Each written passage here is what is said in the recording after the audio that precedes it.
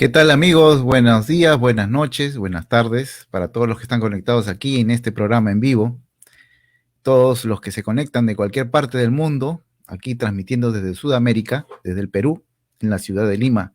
Yo soy Kester y esto es La Idea es Esa, un talk show cultural donde a manera de tertulias, conversaciones inspiradoras, nuestros invitados comparten sus experiencias de emprendimiento en el ámbito artístico. No se olviden que este programa queda grabado aquí en la página de La Idea es Esa. Por favor, los que están llegando por primera vez a esta fanpage, denle like y compartan el video con sus amigos, sus contactos y en los grupos en los que están suscritos también, ¿no? Gracias por estar con nosotros. Desde ya todos son bienvenidos. En la conducción del programa se encuentra nuestro amigo Renato Gago, a quien le damos la más cordial bienvenida. Adelante, Renato. Muy buenas noches, Kester, y muy buenas noches a todos nuestros amigos que se unen a esta transmisión. Recordarles, como todos los programas de La Idea es Esa, que estamos saliendo en vivo desde el fanpage de Medcomic, Colectomanía Radio y La Idea es Esa. Y no se olviden todos los sábados de descargar completamente gratis su semanario La Vacuna con Alta Dosis de Entretenimiento. Bueno, voy a cometer una infidencia, Kester. En nuestras reuniones previas que hacemos para el programa La Idea es Esa, concluimos que la entrevista de hoy es la entrevista soñada, anhelada, esperada, ¿no? Sí. Y digo esto porque Ediciones Altazor viene haciendo un trabajo importante y sostenido en el tiempo. Y cuando Remarcable, analizamos sí. la colección Avatares, que hemos comentado mucho sobre la colección Avatares desde La Inocente Hecatombe, Supernar y todos los personajes, todo el batallón de personajes que nos muestra, sentimos que el cómic peruano está en buenas manos. Cada vez que analizamos la colección Avatares, sentimos que el cómic peruano se pone de saco y corbata, de smoking, ¿no? Y Ediciones Altazor hace poquito nomás acaba de cumplir 25 años. Y el invitado de hoy es un poco el genio que está detrás de toda esta importante colección. Pero Kester, cuéntanos, ¿quién es el invitado de hoy?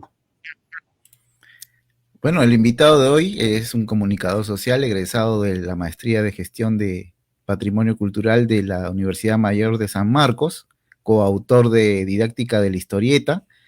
Es un estudio seleccionado para participar del segundo encuentro binacional de comunicadores y educadores del Perú-Ecuador en el año 2000, una asociación de CIESPAL y SENAICE, fundador de la Sociedad de Historieta Nagra, presidente de la Asociación de Historietas de Arequipa, del Gremio de Historietistas del Perú, editor de cómics en Ediciones Altazor. Vamos a darle la bienvenida a Carlos González, quien es nuestro invitado este día. Bienvenido, Carlos. Tus saludos. ¿Cómo están? Buenas noches, Kester. Buenas noches, Renato. Gracias por tus palabras laudatorias. Espero estar a la altura de las expectativas. Sí, Carlos, lo que queríamos compartir contigo es basado principalmente en toda tu visión, todo lo que has tenido, tu experiencia en el mundo de la historieta. ¿Cómo nace el deseo primero de ser editor? ¿No? Cuéntanos un poco sobre tu concepto también de lo que es un gestor, un agente artístico, un representante, un manager artístico, ¿no? ¿Qué es lo que tenías planteado ser desde tus más eh, nobles días de este trato con la historieta? Ya. Bueno, en el Perú,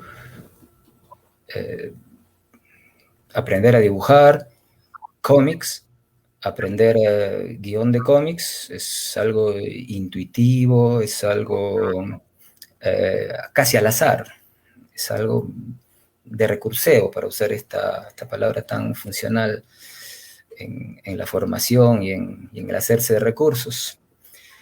Y aspirar a formarnos en esos campos es como que échatelas a buscar. Aspirar a formarnos en el campo de la edición como editores es más complicado todavía.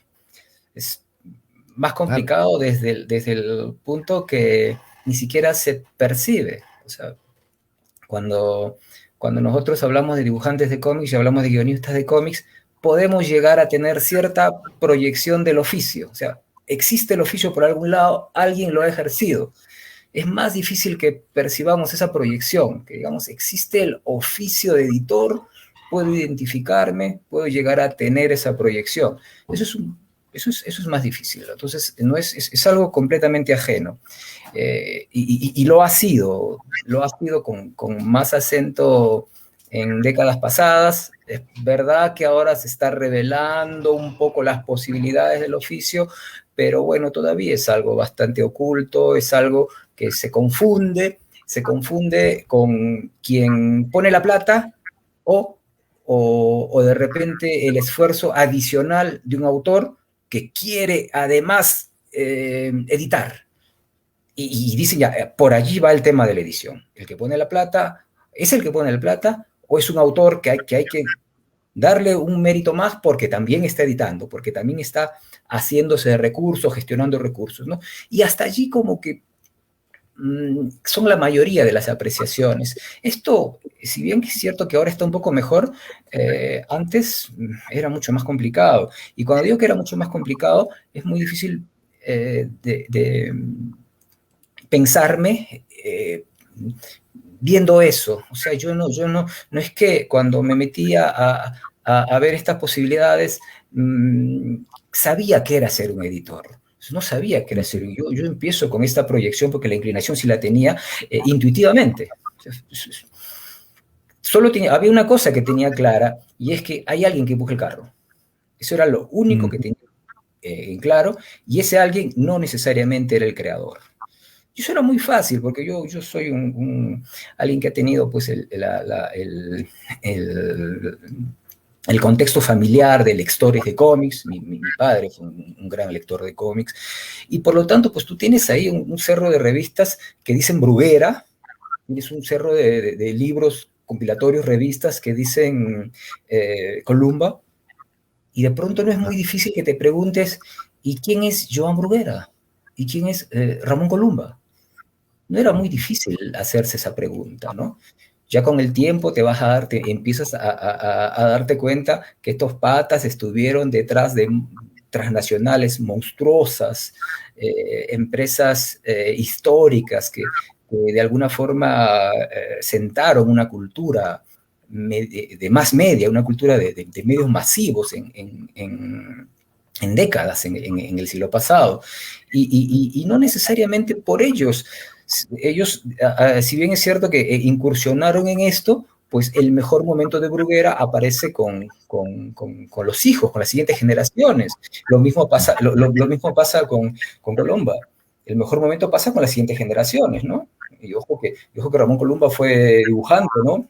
Y bueno, y eso de alguna forma le permitió alguna sensibilidad especial para meterse en esto. Pero no, pues no, era algo que se fue aprendiendo históricamente y que marcó, pues, ¿no? Entonces, eso de alguna forma era lo que pues yo soñaba intuitivamente. Mira, este mérito que muy pocos ven, yo alcanzo a verlo, y definitivamente requiere de un aprendizaje para llegar a ser alguien que esté manejando este tipo de carros. Y claro está que ni de lejos pensarlo en Perú. Así que pues había que meterse al cómic en el lugar en el que estés. Así te toque. Tú no vas a ser el jugador de fútbol. Tú puedes empezar alcanzando la bola, ¿no? Puedes empezar relacionándote con las canchas, relacionándote con los jugadores, ¿no? Poco a poco pasa esto con oficios como querer ser astronauta en Perú. ¿Quieres ser astronauta en Perú?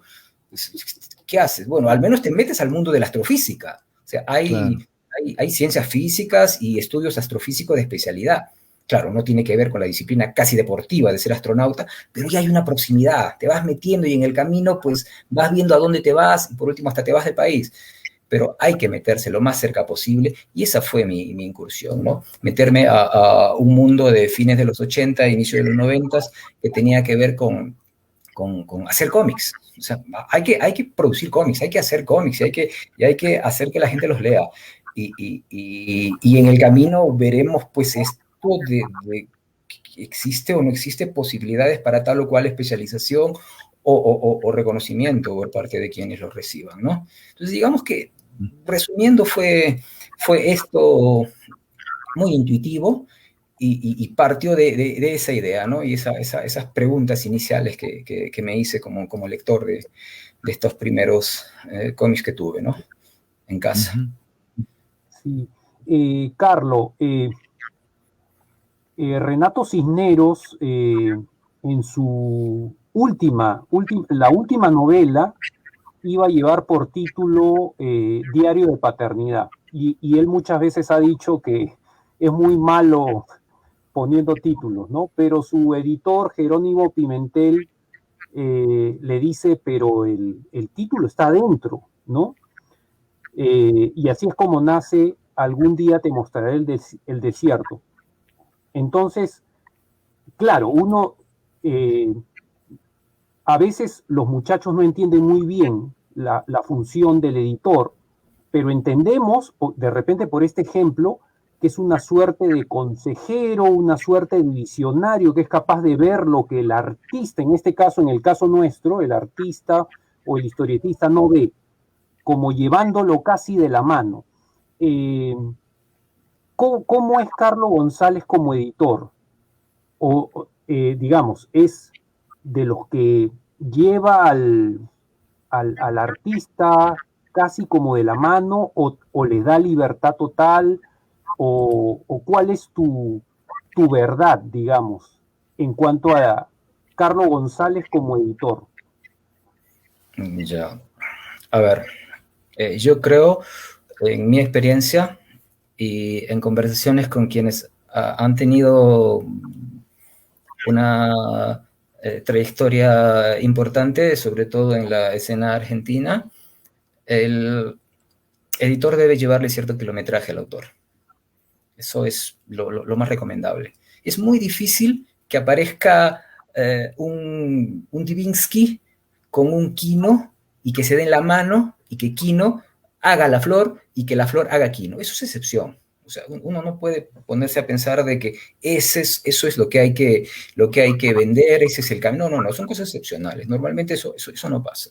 Normalmente el editor, pues, viene con una trayectoria de escena, o por lo menos un conocimiento suficiente de los bemoles, de los sinsabores, y conoce lo que se llama el margen de riesgo. Porque si tú no hablas de riesgos, si tú no sabes a qué riesgos te vas a enfrentar, pues te estás enfrentando a todos. No puedes entrar enfrentándote a todos, ¿no? Eso es un disparate, ¿no? En ese sentido, yo creo que el punto que hay que definir, no solo en mi experiencia, como lo digo, sino en la experiencia de la gente que está metida en esto y que conoce lo que es el mercado editorial. Y ojo, definamos el espacio editorial no solamente como el espacio cómic, ¿no? Porque esto de las editoriales especializadas en realidad es una evolución empresarial que surge después del gran éxito de la editorial general. O sea, cuando ya tiene éxito la editorial general, versátil, pluriconceptual, pluridisciplinaria, recién pues, hay una editorial especializada en libros de cocina. Eso surge después. Históricamente surge después. Lo mismo que el cómic, ¿no? Entonces, claro, y en nuestra escena, pues digamos que estamos en esta etapa general, y en esta etapa general, pues entender la labor del editor, no como lo dije, no como el emprendedor, no como el que gestiona recursos, porque ese es un agente, no necesariamente es un editor. El editor es el que se enfrenta al mercado. sea, al editor tienen que verlo como ese responsable, el que se enfrenta al mercado, un mercado que es cambiante. Si un mercado no es cambiante, no es mercado. O sea, un mercado al cual se le van sumando giros, porque el público es así. Entonces, el editor cuando enfrenta al mercado debe enfrentarlo con la intención de sumarle giros. Ese es el perfil de un editor. Aquel que se enfrenta al mercado con intención de sumarle giros. Eso es el 50% del perfil de un editor. El otro 50% es el que forma profesionalmente al autor. O sea, eso es un... No creo yo que sea pues mi manera de ser editor o como Carlos está... No, o sea, es lo que hace la gente de Locorrabia en Argentina. Es una disciplina que se ha ido formando, muy lejos de nosotros, claro está, pero se ha ido formando y se concibe de esa forma. Que claro, está también esta visión de gestionar recursos, de aprovechar los fondos concursables, de tener relaciones con el gobierno, de poder posicionar tus productos. Perfecto, eso también, no digo que no, ¿no? Entonces, más en una escena como la nuestra. Pero yo creo que el perfil, como yo lo entiendo, y muchos, tiene que ver exactamente con lo que es enfrentarse al mercado, con intención de sumarle giros, y asumir la responsabilidad de que estás formando profesionalmente como autor. Interesante. Y en estos años que tú mencionas, Carlos, fines de los 80s y principios de los 90, ¿cuál era el panorama que tú encontraste en esa época? ¿Cómo era la movida cultural en la historieta? ¿No? ¿Cómo era el perfil del historietista? ¿Qué nos puedes narrar de esos años? A ver. Lo que pasa es que yo pertenezco a una generación que de alguna manera es una generación de autores.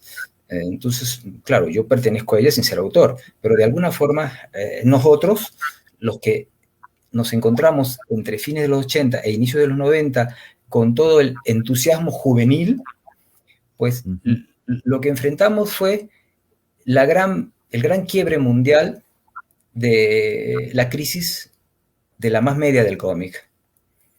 O sea, las grandes transnacionales, como las que mencioné, y otras más en todos los campos, ya sea incluso los que sobrevivieron a este gran quiebre, igual se vieron resquebrajados.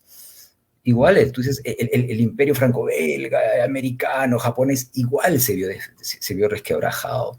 Claro, se redefinieron algunos y pudieron volver a un estándar empresarial de acuerdo a expectativas y planes quinquenales, sí, pero tuvieron que redefinirse en ese año. La industria del entretenimiento, que venía con antecedentes del cine, que la televisión hace rato que le había quitado el protagonismo al cómic, pues termina de tomar el protagonismo con el videojuego. Entonces, esos grandes cambios, esa gran industria del entretenimiento, ya no era del cómic, ya no era del kiosco. Entonces, ¿qué es lo que surge como idea mundial?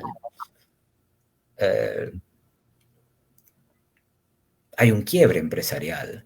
Tú ves Argentina tenía 30 títulos que agotaban títulos de 10 millares de ejemplares, de 5 millares de ejemplares en el caso más pálido, y que se agotaban en meses. Y de pronto, a la mitad, a la cuarta parte, 1 o 2 sobreviviendo. Era el ocaso de un tiempo y la necesidad de redefinir. Y es en este cambio en el que surge además la autoedición, surge además la historieta de autor, surge esta necesidad de decir, puedo hacerlo y no hay un estándar de venta, porque ya no existía el estándar de venta. Tú ya no podías ir a un kiosco y decir, mira, esto está en el kiosco y por lo tanto estos son los estándares, porque ya no había nada en el kiosco. Y si habían, eran saldos de cosas que tiempo atrás estaban llegando. Ya no sé, los kioscos para fines de los 80 y básicamente en los 90 ya no se poblaban de cosas producidas recientemente. Entonces no había un estándar. En ese sentido, había cierta libertad, cierto distanciamiento del estándar. Y eso propiciaba pues el gusto de hacer las cosas con toda la exploración que uno quisiera y sobre todo con esta posibilidad interesantísima que era la autoedición a partir de la fotocopia, que la fotocopia jugó un papel importantísimo en el nacimiento de lo que considero la edad adulta del cómic narrativo, el cómic autoconcebido como arte narrativa en los tiempos en los que estamos. Y esto es justamente en esos años, ¿no? Es verdad que antes hay gente que autoeditó, sí es cierto, hay gente que autoeditó, Polar lo ha hecho, pues Julio Polar lo hizo, lo hizo Rondón con el padre de Diego Rondón, en Etiqueta Negra, con Malca y otros autores más, lo hicieron un montón de gente, incluso de tiempos más atrás, del tiempo de Croce, incluso de tiempos más atrás, del tiempo de John Polar, pero lo hacían pensando en el estándar que existía. Es en los 90 donde se rompe el estándar y donde además surge la posibilidad de autoeditarse a un costo menor. Aparece la fotocopia, y esta fotocopia que uno cree que no significó mucho en la historia editorial, para el cómic peruano sí significó mucho, porque significó el nacimiento de lo que significaba la libertad de exploración. Entonces, en ese cambio nosotros empezamos a reflejar lo que pasaba en otros mercados, como el mercado español, que es de quien directamente recibimos influencia en este cambio, y empezamos a autoeditarnos, a mezclar géneros, a resignarnos a que no va a haber venta, pero que bueno, estamos comunicando, esta palabra, ¿no? Comunicar, expresarnos, se hizo muy fuerte a los inicios, ¿no? Incluso algunos decían, yo comunico porque sé que nadie lo va a hacer, o yo comunico porque no me queda otra, o yo comunico, pero algún día venderé. O sea, entre esas tres apreciaciones de negación o de afirmación de algo, y a veces mezclando una esperanza de que algún día se venderá, pues empezaron a nacer publicaciones resignadas a quizás tener algo de retorno, por lo menos para el pasaje. Entonces, ese momento es muy importante. Yo lo considero fundacional de la gran última etapa en la que estamos, porque a partir de ese momento el autor se siente narrador completo. A partir de ese momento el autor empieza a verse como guionista, como creador de historias. O sea, tú puedes decir un Marco Descalzi, puedes mencionarme a un Jesús Cosío, a un López Lam, a un Paulo Rivas, y vas a ver que son gente con guión, que se siente en la capacidad y no menor de contar historias. Cosas que excepcionalmente pasaban antes. No, pero había un Juan Acevedo, no, pero había un Alfredo Marcos, en su mejor momento, claro. No, que por ahí podemos agarrar que este o aquel. Sí, es cierto, pero haz una encuesta entre la gran mayoría se consideraba unos pintamonos, en términos propios. Y cuando Croce se consideraba un pintamonos, y se consideraban además como alguien que si contaba historias, no tenía un nivel literario. La literatura es un arte narrativo. Y nosotros lo que hacemos es pues, contar unas anécdotas por ahí. Más allá de que había gente que sí hacía cosas interesantes, excepcionalmente, no llegaba a esa concepción, no llegaba a tener esa y si la tenía pues con timidez, con inseguridad. Esa percepción de sí, lo que yo hago va en nombre de esta libertad y empecemos a hacerlo y hagamos que los demás hagan, pues es de ese tiempo. En ese tiempo empiezan, pues digamos, a decir queremos ser vistos, tenemos esta posibilidad. Yo encuentro una escena con un par de momentos importantes que creo que a mí me abrieron mucho los ojos, porque claro, yo estaba con las historietas que se filtraban, en muchos casos con guión de Nicolás en Monos y Monadas, y por allí algunas que encontraba en unas tiras o suplementos políticos, sociales, y por allí nomás estaba como mezclada con otras cosas y sin mucha seguridad, y de pronto el cómic salta a la galería. En ese cambio, salta a la galería con una muestra que hace Juan Acevedo, que es una muestra fundacional, que es Por los Caminos de la Historieta, que la hace casi en simultáneo con una muestra que hace Rachitoff Infantes, que es Viñetas de Ayer y de Hoy, que si bien es cierto no buscaban pues la historia del cómic peruano, sí es cierto que mostraban un panorama valorativo y le daban el lugar de galería. Entonces, eso a mí me abrió mucho los ojos como posibilidad. O sea, yo encontré eso. Encontré además un Club Nazca en Retiro que colocaba una muestra de manera cooperativa, o sea, porque eran los que se sumaban. Era como una hermandad de autores, y la que yo encontré fue la de la Galería Hedren del IGNA en Cusco, ¿no? Que bueno, que fue la última muestra, la última muestra grande, por lo menos, del Club Nazca, ¿no? Que fue una muestra posterior a estos intentos que empezó Rachitoff Infantas, que incluso la muestra de Rachitoff Infantas dio lugar a su catálogo libro, ¿no? Que es el primer intento de dejar un registro bibliográfico, ¿no?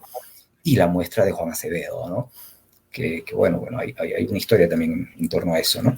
Y eso es lo que yo encuentro, eso es lo que de alguna manera me aproxima a esta generación de los 90s que más de uno reconoce como generación Calandria, ¿no?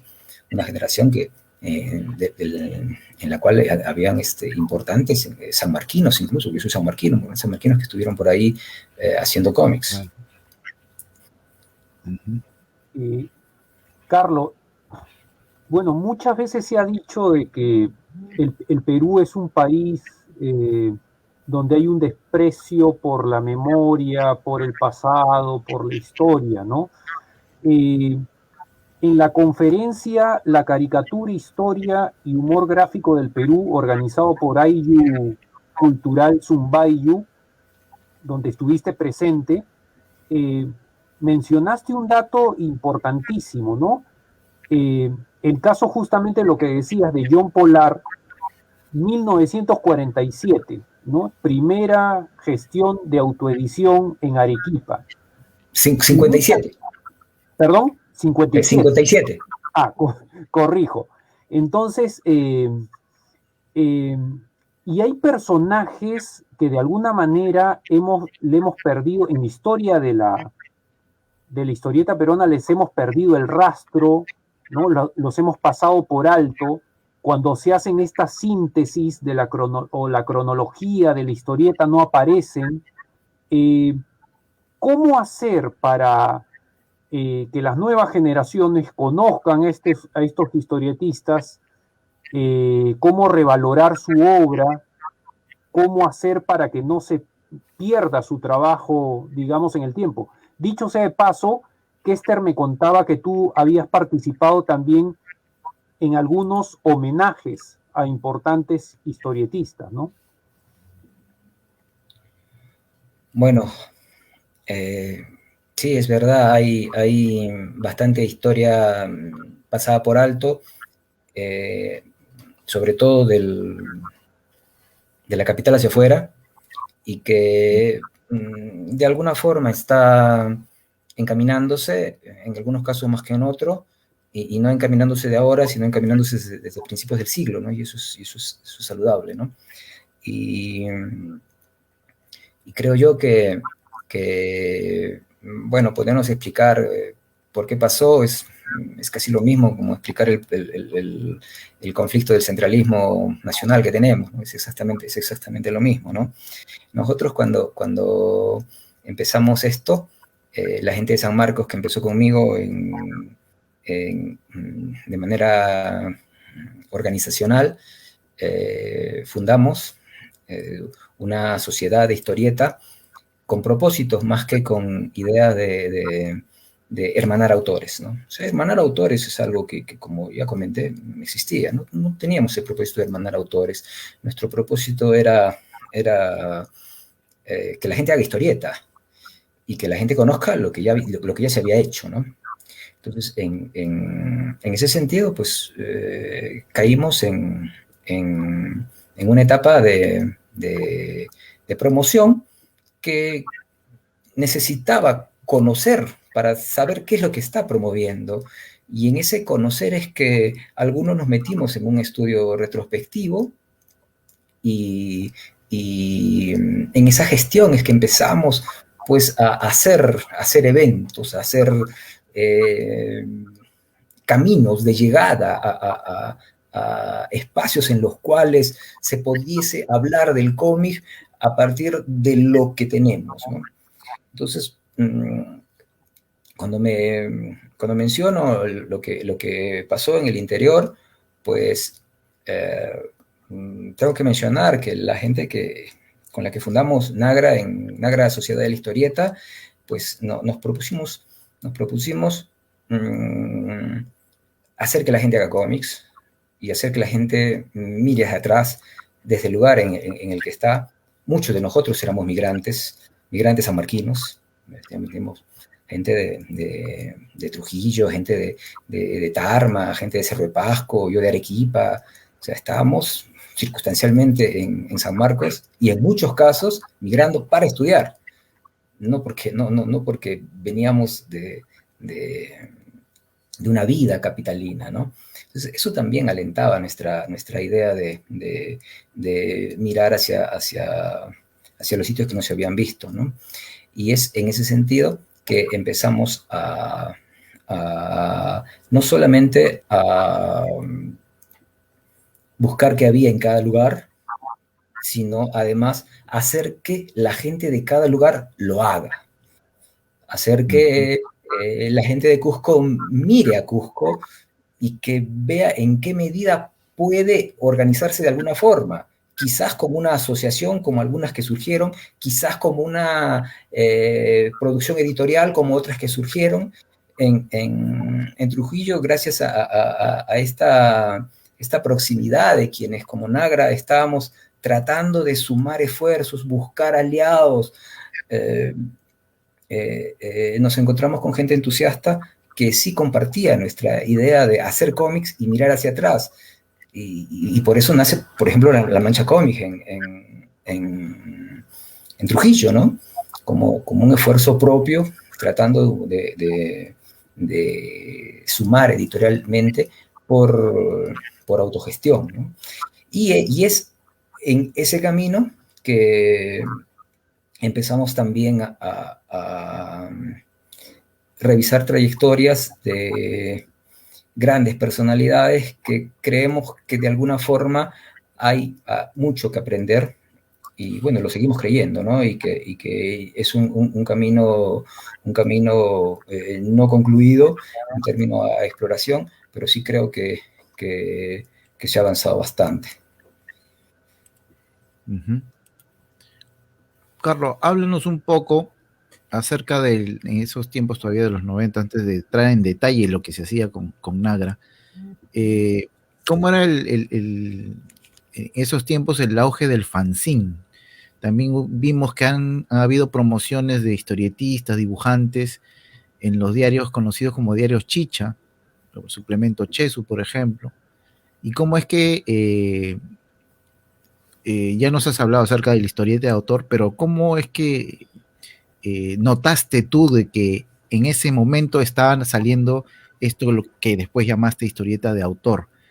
Porque para cualquier lector es de repente imperceptible el hecho de que este género esté comenzando a salir dentro de la historieta. Chesu fue un heredero comercial de Monos y Monadas. Heredero comercial porque de alguna forma hablamos de tirajes similares, de aceptación similar y para de contar. Que Monos y Monadas era semanario, quincenario en algún momento, básicamente de coyuntura política, hilarante, con reflexión social, con opinión de coyuntura meramente política. Y de pronto,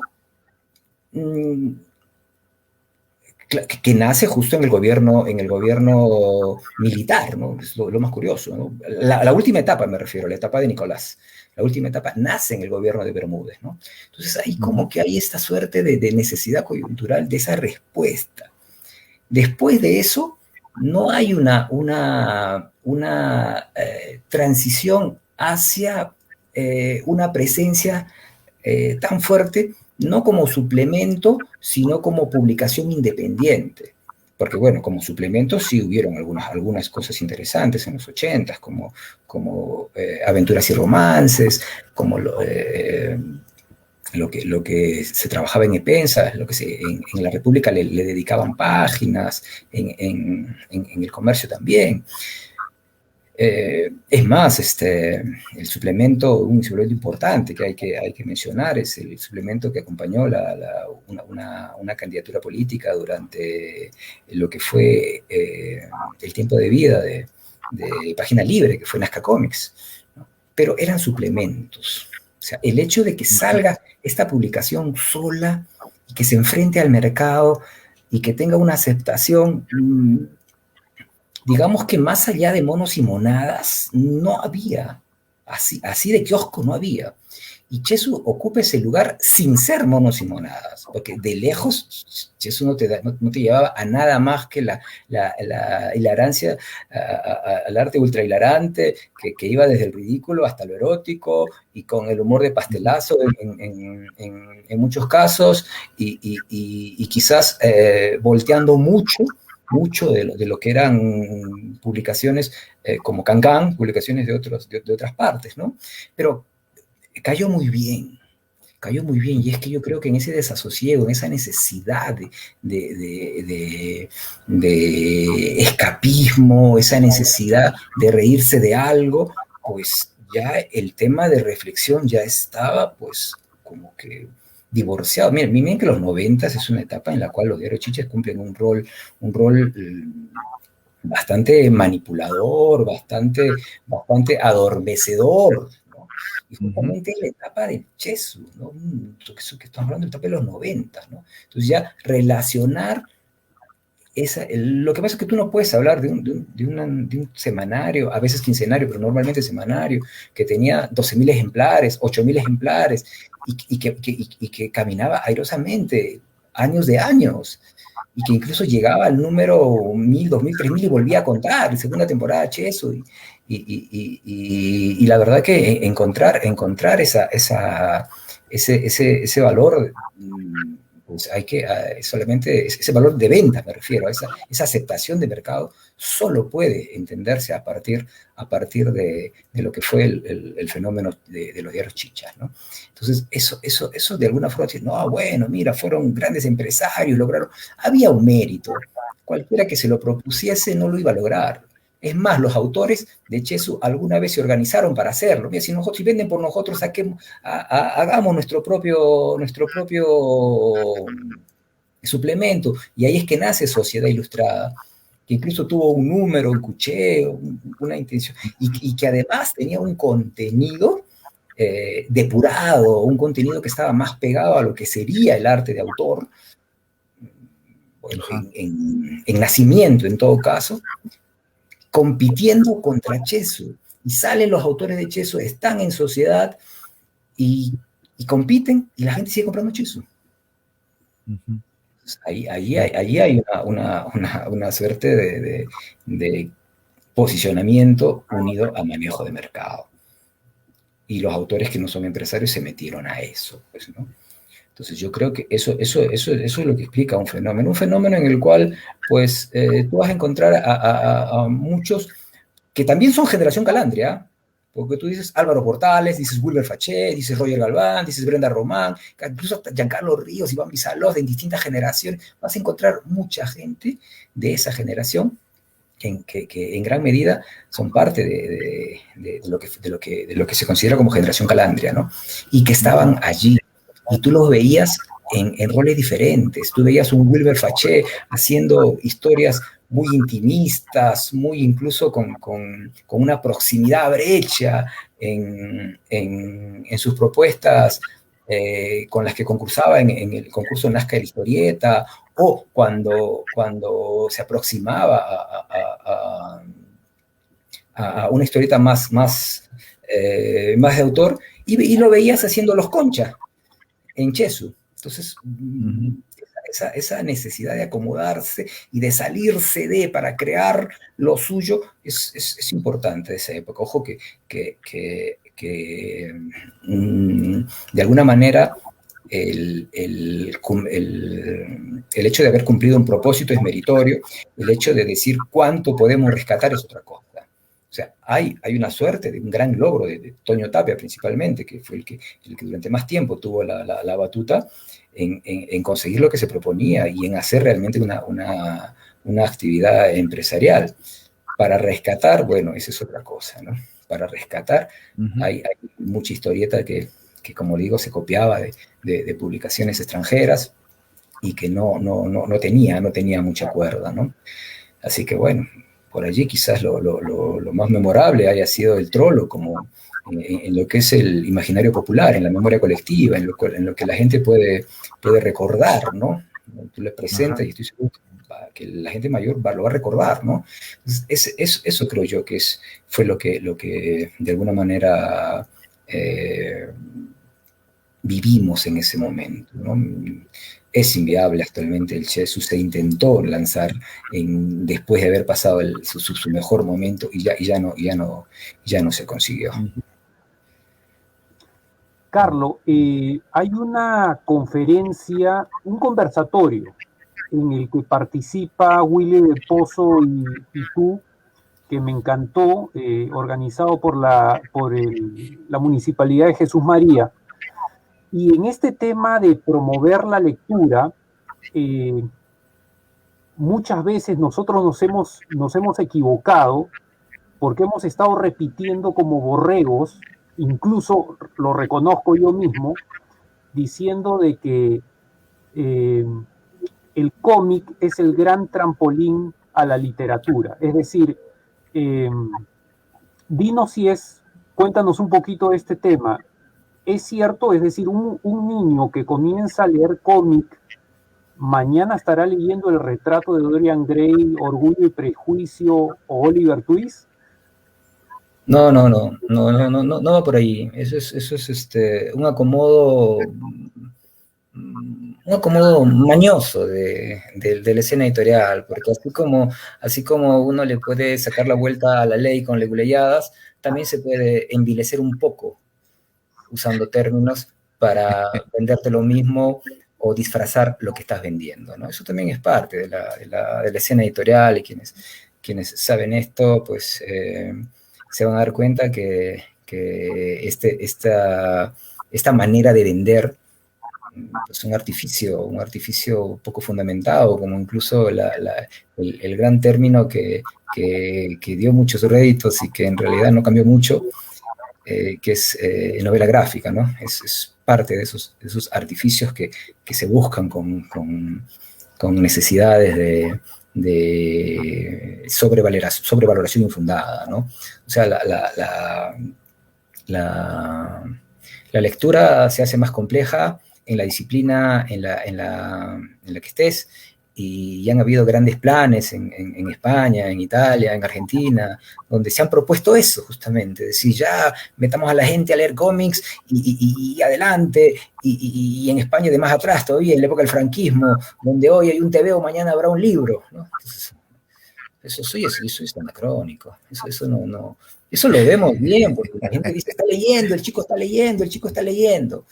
Entonces, y por ahí mostrar un par de ejemplos excepcionales parece ser suficiente, pero no, por ahí no va la cosa. O sea, hace grandes estudios, hay gente que empieza a leer cómics y se pasa toda la vida leyendo cómics, nunca coge un libro. Y si lo coge, no va necesariamente a encaminarse en la complejidad.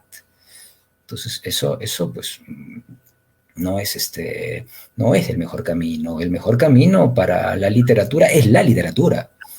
O sea, tú empiezas con literatura, si quieres ilustrada, si quieres empieza con álbumes que es un poco de correlato de literatura e imagen, pero empieza por literatura y ve complicándole la vida. ¿Quieres leer el Quijote complejo? Bueno, empieza por el Quijote simple, pero agarrarlo desde literatura. Esos saltos de campo a campo son excepcionales. Hagan todas las estadísticas, hagan todos los estudios. Solo hay que investigar un poco para darse cuenta el estudio de los fracasos, o sea, los fracasos de los planes lectores. Eso es lo que estudiamos, no estudiamos los fracasos. Hay que estudiar los fracasos de los planes lectores. Eso es lo que hay que estudiar. Pues es muy fácil decir, pero no es así. O sea, y aparte hay una subvaloración que es vergonzosa. O sea, uno es tributario del otro. O sea, yo quiero ser literato, pero empiezo siendo historietista. Es como decir, quiero ser cineasta y empiezo siendo historietista. No. ¿Dónde está el amor? ¿Dónde está la vocación? O sea, no creo que no exista la suficiente complejidad en algunas obras como para no aspirar a leerlas sin haber leído otras en cualquier campo. En cualquier campo, desde el cine, el teatro, la ópera, la literatura. Tú no creo que puedas, si una gente no está bien, si un público no está bien entrenado en la historia de cómics, no creo que vaya a leer bien V de Vendetta. No creo que vaya a tener todo el constructo narrativo de lo que es V de Vendetta, de lo que es Watchmen. Entonces, eso es lo que hay que entender. Que existen obras muy complejas en el mundo del cómic, que solo se puede llegar a ellas a partir de obras simples. Como en todo, como en la música. Yo empiezo a entender la música de lo más simple a lo más complejo, empiezo a entender la literatura de lo más simple a lo más complejo. Uh-huh. Y bueno, pues por allí es que el tema no termina de entenderse, ¿no? Entonces esto de los planes lectores y decir, ya, mira, tengo La Dama de las Camelias y ahora la tengo en cómic, y tengo la novela gráfica, y tú ves que La Dama de las Camelias tiene más de 300 páginas y que el cómic tiene 50, y que no te cuenta ni siquiera la 10ª parte de la obra. ¿Qué es lo que tengo? ¿Por qué le llamo novela gráfica? ¿Cuál es el punto de adaptación entre una cosa y otra? ¿Cuál es la necesidad de hacerlo? ¿Qué estamos ligando con esto?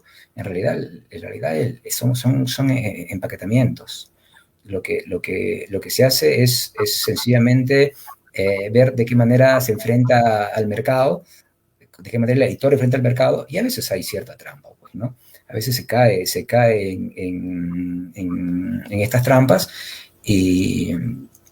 y la verdad es que para hablar de novela gráfica, pues tendríamos que hablar también de novela sonora, si es que hablamos de la ópera entonces, porque también hay un contenido narrativo. Claro. Y no hacemos esa ridiculez, no caemos en eso.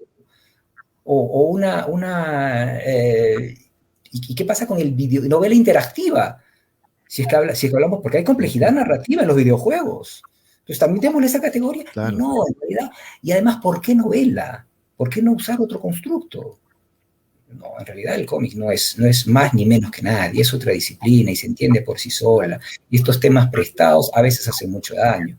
Y si hubiera que adaptar una obra, pues no se haría de manera tan ligera, y seamos justos en que los cómics que normalmente hacemos, pues son novela por la complejidad. O sea, es que lo que pasa es que ni siquiera entendemos que es una novela, y ya estamos hablando de novela gráfica. Hay novela breve, hay cuentos que son muy extensos, que no llegan ni siquiera a ser novelas ligeras. Hay la novela desde la complejidad del relato paralelo, del desarrollo de los autores en historias concordantes o concomitantes, y eso es una novela. No entendemos exactamente lo que es una novela breve, que es un cuento, y ya estamos equiparándola con una novela gráfica. Ni siquiera sabemos lo que es novela, y además, ¿para qué equipararla? ¿Para aspirar? Uh-huh. Ese es el estándar, eso es a lo que hay que llegar. No, pues no. Entonces, ¿el cine qué es? ¿Una novela audiovisual? No, pues por ahí no va Por allí no va. Claro. No, hay mucho empaquetamiento y no, no es más que estrategias de mercado que a veces no Market. son académicas, en muchos casos, ¿no? Bien, acá vamos a leer algunos saludos de Fernando Barrial. Excelente, Carlos. Saludos, amigos.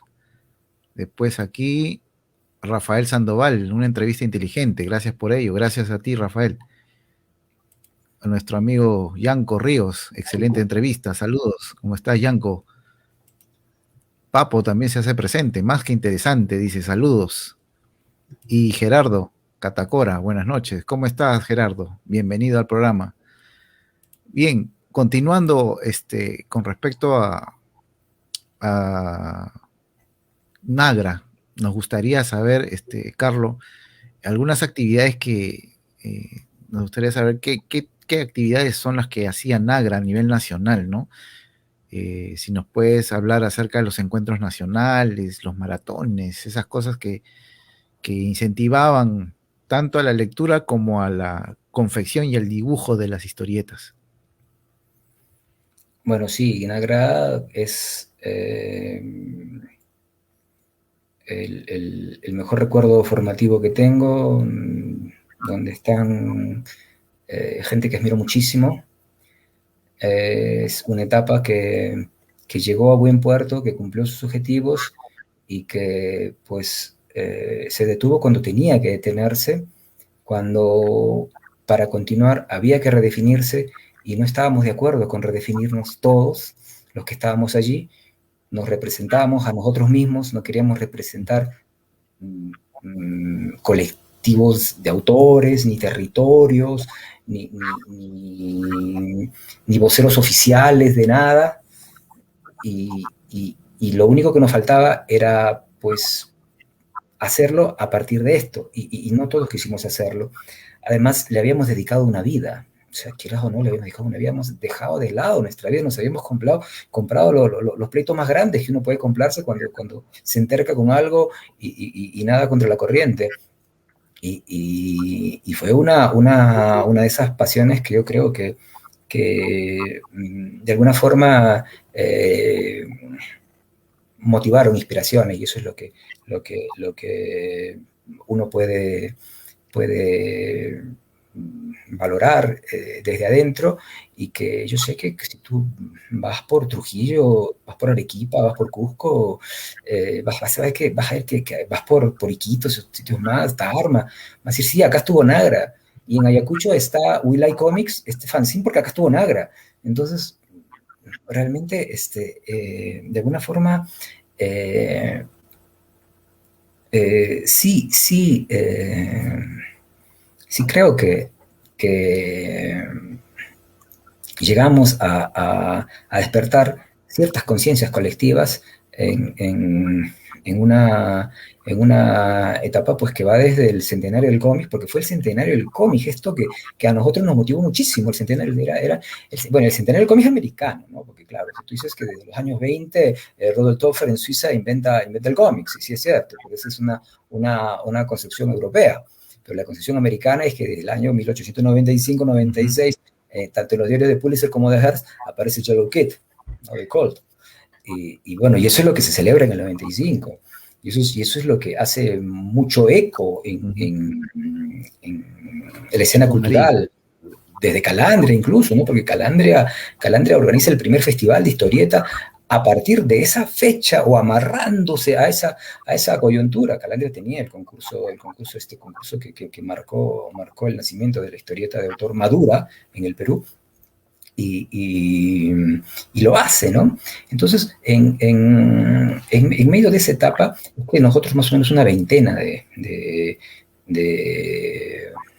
estudiosos, coleccionistas, dibujantes, guionistas, gestores de cómics en San Marcos, empezamos pues siendo una comisión por el centenario de la historieta, y poco a poco fuimos llamándonos Nagra.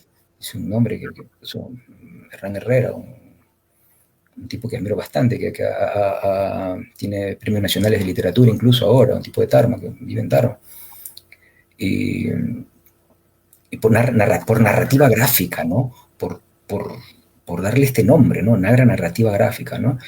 Y en esa coyuntura también aparece algo que también nos pareció muy interesante, que era el cambio curricular hacia las comunicaciones. O sea, tú ves en lo justo, es algo muy importante, que para nosotros también era lo que había que decir. De pronto la estructura curricular de la educación básica regular se cambió.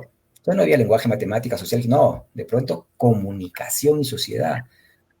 Enseñemos ciencias de la comunicación en el colegio.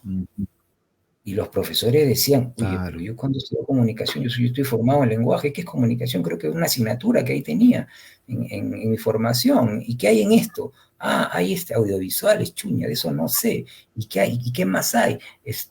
Didáctica iconoverbal. Uy, ¿y eso cómo va? Que la semiótica, ¿y eso cómo, no? Entonces, ahí es que nosotros decimos, bueno, acá se necesita meter nuestra mano en algo que estaba en boga en ese momento, que eran los cursos de actualización docente, válidos para escalafón, en didáctica de comunicaciones. Pues, rápidamente ya, en esto el cómic tiene mucho, claro, nosotros como dije, era gente que venía de un entusiasmo estudioso, gestor, era gente muy comprometida. Nosotros ya hace rato que estábamos con Guber, hace rato que habíamos leído a Diegues, que sabíamos exactamente cómo es que se estaba teorizando dentro de lo que era la didáctica. Y es allí que decimos ya, hay que trabajar. Y hace rato, además, que estábamos trabajando con escolares en lo que eran los encuentros escolares del cómic, que hacíamos con las alcaldías escolares en el Cono Norte, ¿no? Hay un gran trabajo ahí de años, ¿no? Con una comunidad diocesana, que es la comunidad diocesana del Cono Norte, que nos ha dado mucho camino, ¿no? Es un camino en el cual puede dar fe Renzo González de Carboncito, que justamente allí yo lo conozco a él como estudiante de esa comunidad diocesana.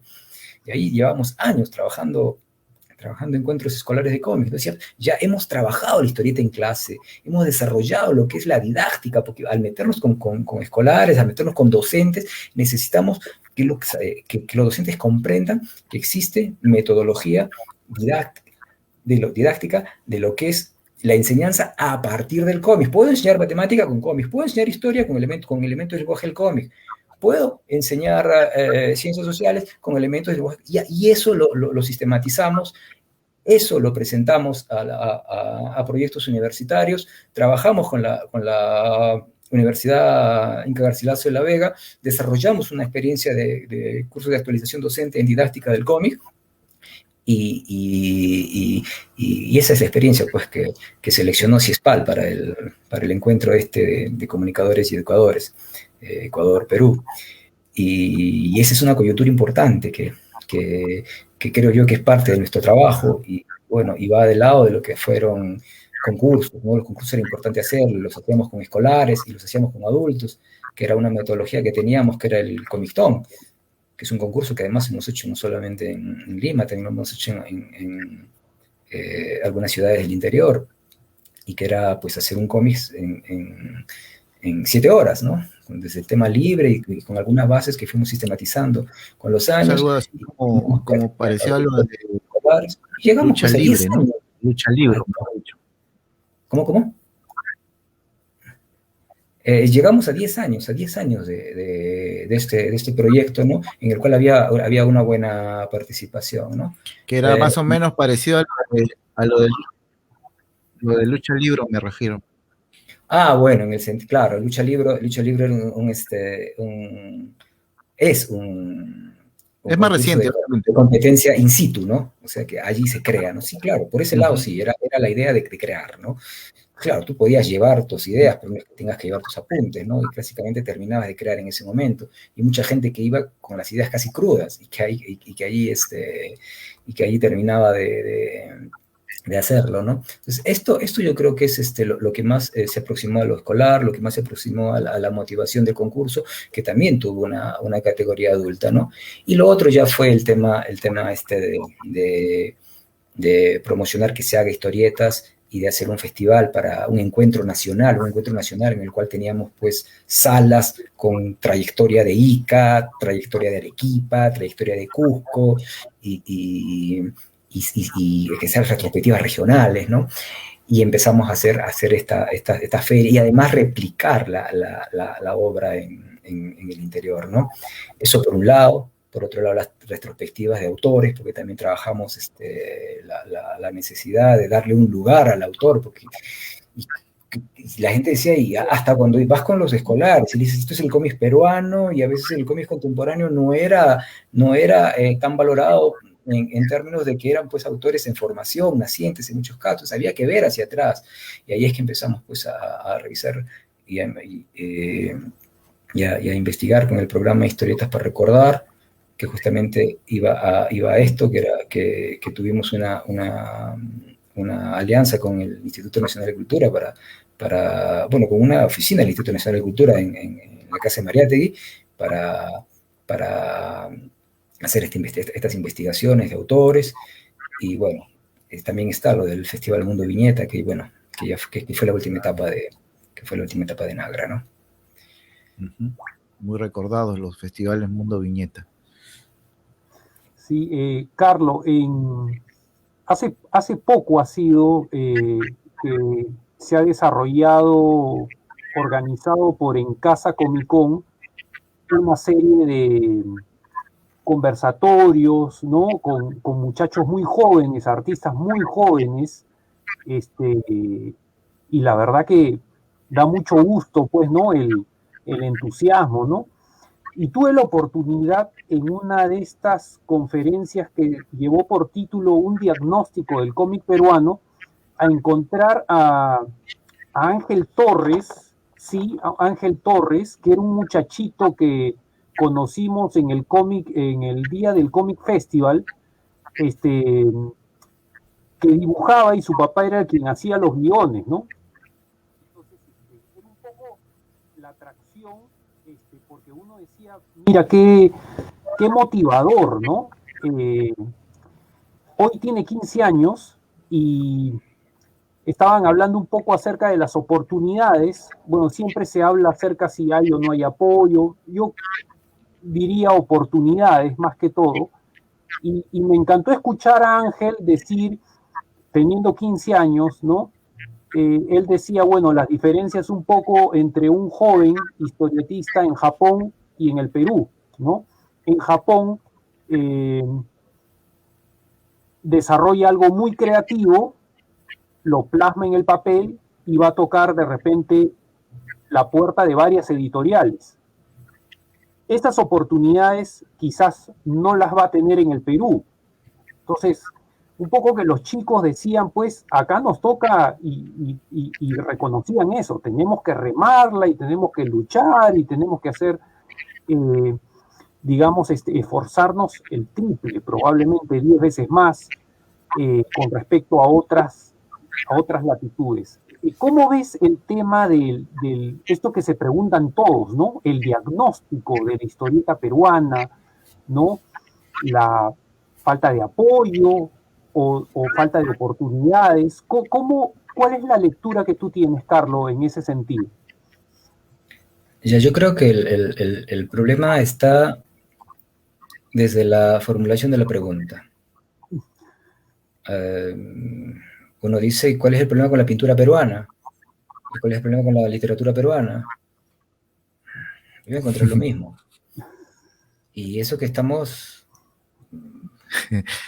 a años... Así como décadas. Varguitas, ¿no? ¿En qué momento se jodió el Perú? Bueno. Zabalita. Zabalita. Y la verdad es que hay algo que uno debe reconocer antes de hacerse cualquier pregunta, y es el hecho de que la escena jamás es superior a tus potencialidades. Eso es algo que yo creo que parte de nuestra formación, ¿no? Desde que empezamos a pensar que estamos empezando un partido con el marcador en contra, ¿no? Y uno no se pone a pensar que en muchos casos hay un mal enfoque, hay un mal autodiagnóstico. O sea, antes de pensar en un diagnóstico de escena, hay que pensar en un autodiagnóstico, ¿no? O sea, yo que estoy muy de cerca, empecinadamente de cerca, años, que creo haber leído todo lo que se ha producido mientras he estado con mis contemporáneos de generación y mucho de lo que se ha hecho antes, pues realmente puedo saber que hay gente, en su gran mayoría, que no tiene talento, en su gran mayoría, y que cree que lo tiene y que le echa la culpa a la escena y que le conviene echarle la culpa a la escena, porque si todos somos buenos, es fácil pasar piola. Entonces yo creo que el autodiagnóstico es un problema, ¿no? Uno puede decir, por ejemplo, mira, ve, no había Escuela de Bellas Artes, ahora hay Escuela de Bellas Artes, bueno, hace mucho tiempo que hay Escuela de Bellas Artes, ahora es Universidad de Bellas Artes incluso, y te pones a contar los egresados de Bellas Artes, especialidad pintura, para no hablar de docencia ni otras cosas, especialidad pintura, año a año, en todas las escuelas, universidades de pintura, y tú ves que son decenas de miles. Y tenemos por lo menos miles de pintores, ¿no? Que no tuvieron formación académica, que ya quisieran los del cómic, ¿no? Porque los del cómic siempre viven diciendo, ¿y dónde están las escuelas? ¿Dónde están las escuelas? ¿Qué dónde el Estado? Entonces, el arte, queramos o no, es un don excepcional que se ajusta a una necesidad social. ¿No? Imagínate que hubiese tantos humoristas gráficos como policías. ¿Y qué hacemos con ellos? No tiene sentido. Y felizmente los talentos también se reparten en esas proporciones. Felizmente hay tanto talento para ser policía como tanto talento para ser humorista gráfico, de acuerdo a la necesidad. Es un orden natural que se ha estudiado. Entonces hay mucha queja partiendo de que no, la escena no es buena, el Estado no apoya, no hay mercado, no hay donde formarme. Nada de eso. Necesitó Eleodoro Vargas Vicuña, Escorza, tantos autores que hemos tenido donde ni siquiera actualmente existe un tema de formación narrativa, porque eso es natural. Tú vas a San Marcos, te enseñan crítica literaria, historia literaria, técnicas literarias, pero no te forman como narrador en ningún sitio. Entonces, haciendo un enfriamiento de protestas, calmándose un poco, es verdad que nuestra escena ofrece menos oportunidades que otros sitios, sí es verdad, pero de los 100 que se quejan, 10, 5 tendrán talento. O sea, eso yo a la prueba y con todo lo que puedo mostrar, realmente puedo caer en eso, ¿no? Entonces, la gente en realidad debe aprender a tener responsabilidad consigo mismo. Muchos de los autores no son lo suficientemente constantes. Muchos de los autores no pueden abrazar ni siquiera un contrato siendo, digamos, autores que no han aprendido, que están recién aprendiendo y que, bueno, tú no entras a la universidad y al año empiezas a ganar por lo que has aprendido, ¿no? Y en menos si no tienes un nombre para que alguien te busque, ¿no?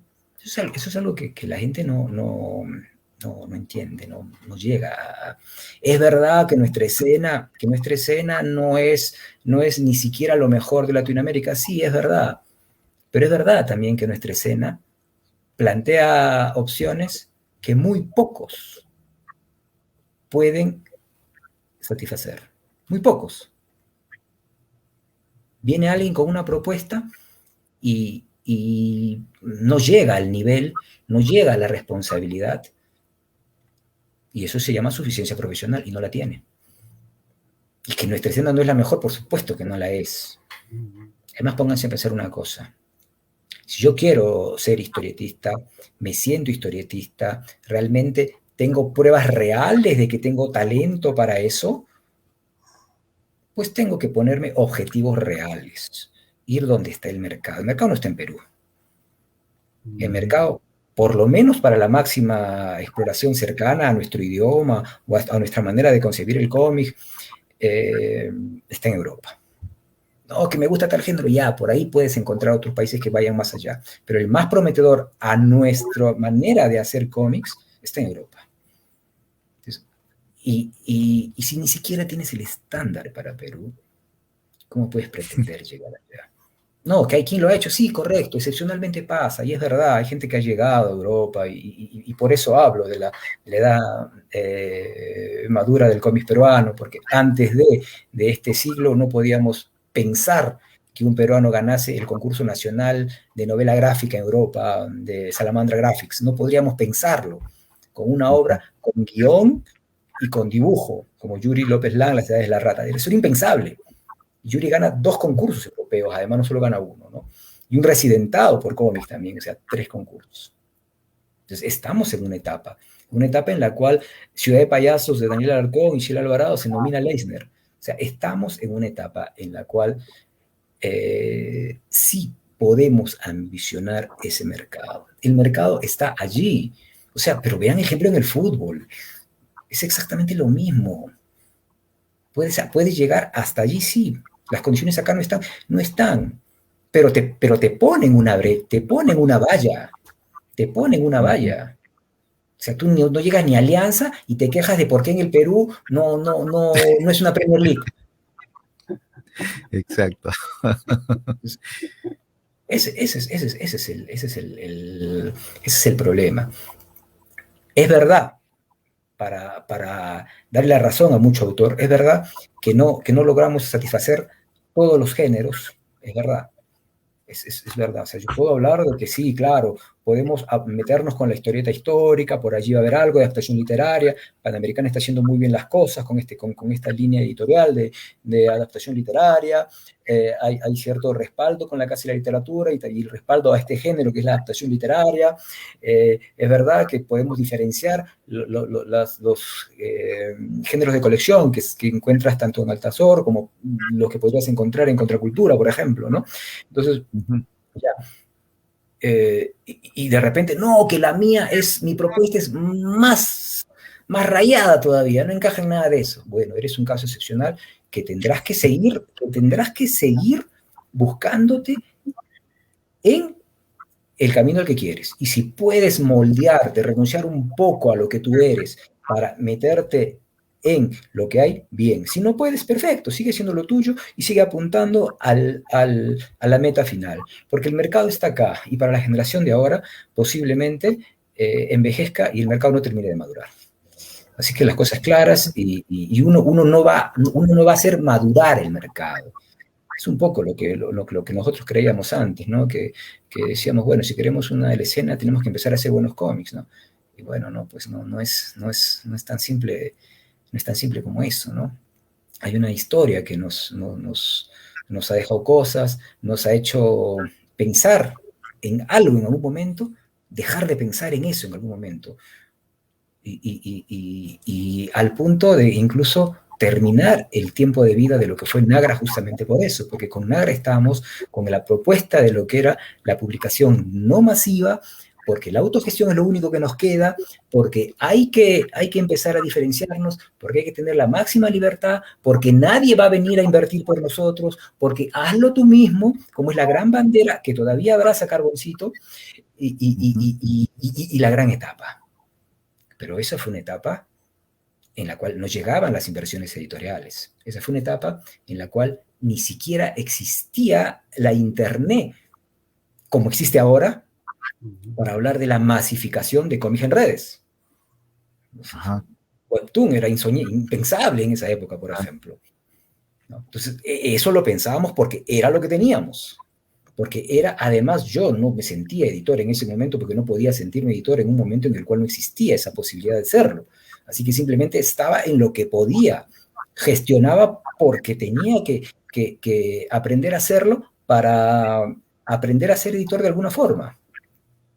Y bueno, pasó el tiempo, empezaron a esta suerte de propuesta suiza, de donde antes sacábamos 2 tirajes de 25.000 ejemplares, que es esta línea franco-belga del Fondo Editorial Suizo, que es algo de lo cual aprendimos nosotros muchísimo. Ahora sacamos 50 títulos de 1.000 ejemplares cada uno. O sea, mantenemos esa producción, pero diferenciamos el público. Ah, ya, bacán. Están buscando la rentabilidad por otro lado. Ni siquiera llegábamos a eso. Pero al menos teníamos una suerte de respaldo en diferénciate. Haz todo lo que tú puedas porque va a haber un nicho para ti. Mientras más te diferencies, porque el mercado actual apuesta por la no masividad. Nuestra no masividad no es rentable todavía, pero hay sitios en Europa donde la no masividad, por diferenciación, empieza a ser rentable.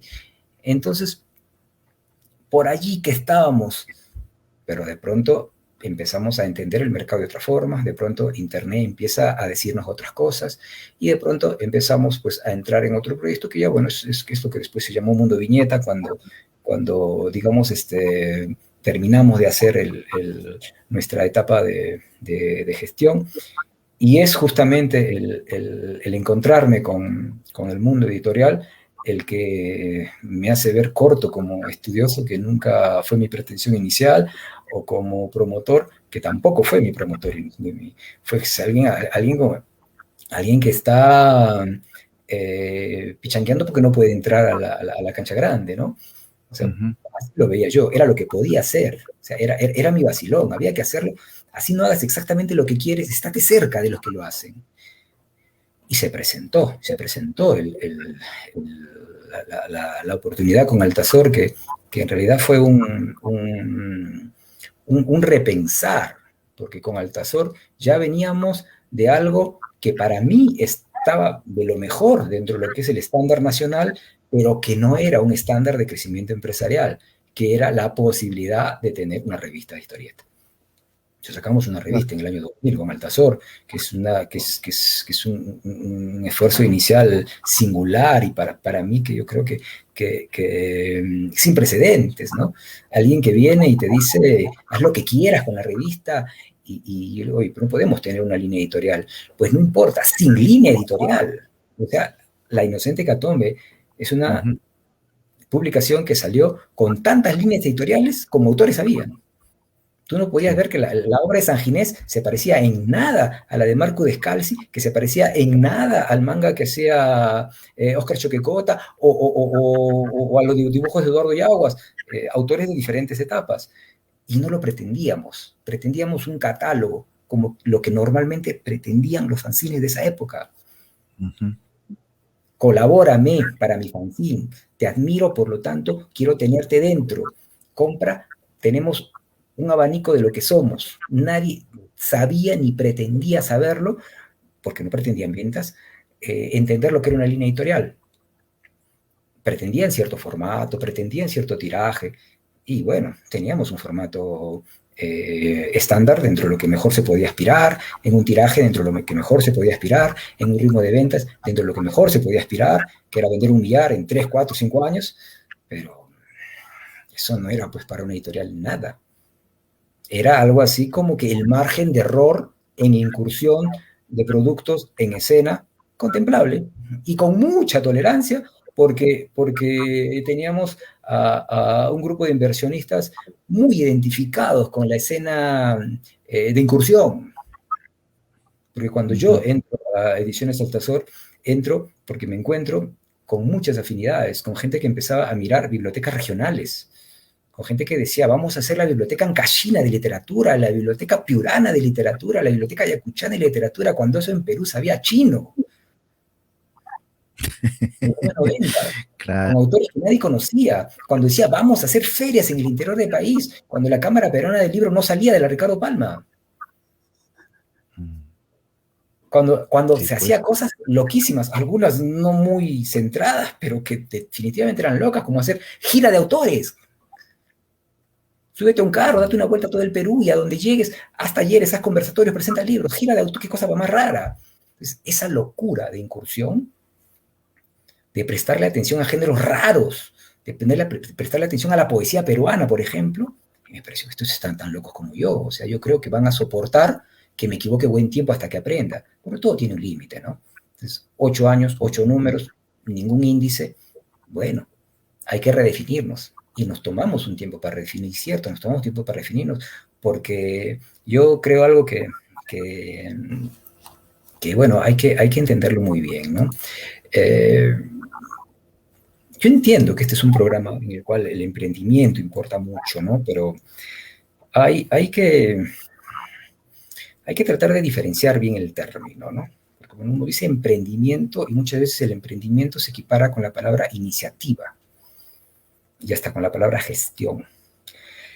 Y no es en el sentido empresarial exactamente eso. Técnicamente, empresarialmente, y bueno, que está en administración de empresas no me lo va a negar, emprendimiento tiene que ver con el camino de incursión para el cimiento de una empresa. Eso es un emprendimiento, desde la pequeña empresa. Yo tenía ver intenciones de camino empresarial, nunca he tenido. En ese sentido, yo no me considero un emprendedor. Nunca he tenido la idea de tener una empresa o hacerla rentable, ¿no? Y creo yo que una editorial que no es empresa, no es editorial. Claro. Que estará camino a hacerlo, bueno, estar camino no significa hacerlo, pues significa estar en camino, ¿no? Entonces, en ese sentido, lo que yo creo que puedo decir es que, bueno, existe esta confusión de hablar de iniciativas, de hablar de gestión y mezclarlo con emprendimiento, ¿no?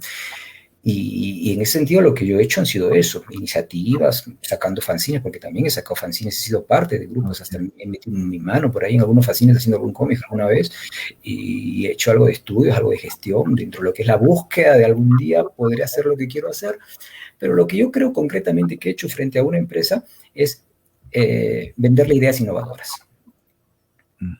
Que no es lo mismo que ser emprendimiento, ¿eh? Pues yo no me considero un emprendedor, yo creo que alguien que le vendió ideas innovadoras a una empresa.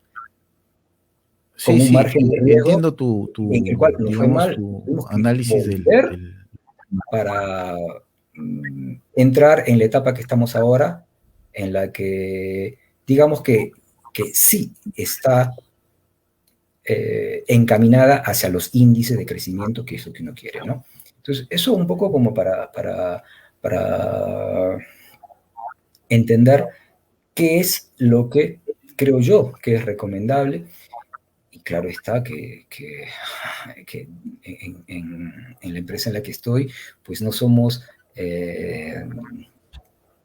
los que van a cambiar la historia, pero sí somos los que están dentro del grupo de los que están gestando una escena, ¿no? O sea, no estamos locos porque no somos los únicos. Si fuéramos los únicos, estaríamos locos, ¿no? O sea, hay pares que nos permiten darnos cuenta de que es confiable la apuesta en la que estamos. Claro.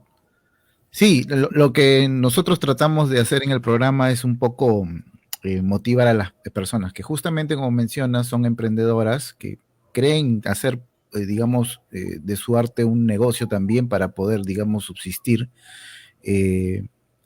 Obviamente es el primer paso. Y dentro de ese paso, ese camino de desarrollo a la empresa, hay ciertos agentes, ¿no? Ciertas personas dentro de un grupo que va, digamos, a formalizar el negocio propiamente en el tiempo. Y justamente uno de esos agentes es el editor. En algún momento de su desarrollo como artista, como empresario, va a necesitar conocer a esas personas. Y qué mejor que Carlos González nos dé una explicación de la visión que ha tenido o de toda la experiencia que ha vivido durante un tiempo, en este caso, finales de los 80, principios de los 90, ¿no? Y que además ha sido bien meticuloso y metódico para poder analizar y poder detallar todas las cosas que han sucedido, que en muchos casos, personas que son los artistas no han podido notar, ¿no? pero sí, por ejemplo, en tu caso sí lo has podido, digamos, recabar, porque justamente te nacía esa inquietud por querer conocer o por querer ayudar, apoyar a que estas personas pudieran publicar como debe de ser, ¿no? No es, digamos, una entrevista a un emprendedor propiamente, es una entrevista a una persona que, digamos, está dentro del círculo de la historieta y que ayuda, ¿no? A que esta industria se pueda desarrollar en el Perú, ¿no? Y también tenemos pues un análisis de lo que sucedió en las últimas décadas de la historieta contemporánea, ¿no? Para hacernos una idea, porque quien no conoce también la historia y no ha investigado, pues no sabe a lo que se enfrenta, ¿no? Uno tiene que tener esa información para poderla, digamos, sacar lo mejor de ella y poder hacer su trabajo correctamente. Nos hablaste de El Inocente Hecatombe. Eh, Sin embargo, también en algún momento conversamos que tu concepto cambió con lo que era Cementerio General, que es otra publicación que hicieron con Altazor. Cuéntanos un poquito cómo fue esto con Cementerio General. Bueno, mi concepto no es que haya cambiado, es que no concebía la existencia de un mercado porque no concebía la existencia del inversionista.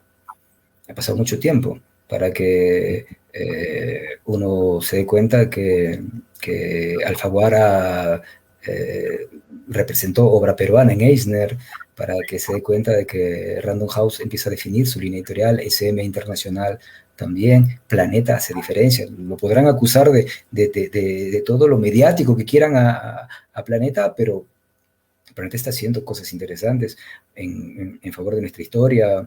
Planeta Perú, me refiero, Contracultura, Panamericana. Entonces, sí creo que el momento de la inversión, el momento de ver que las estrategias empezaban a redefinirse, que los que habíamos fracasado en algún momento empezábamos a aprender de nuestros errores, ¿no?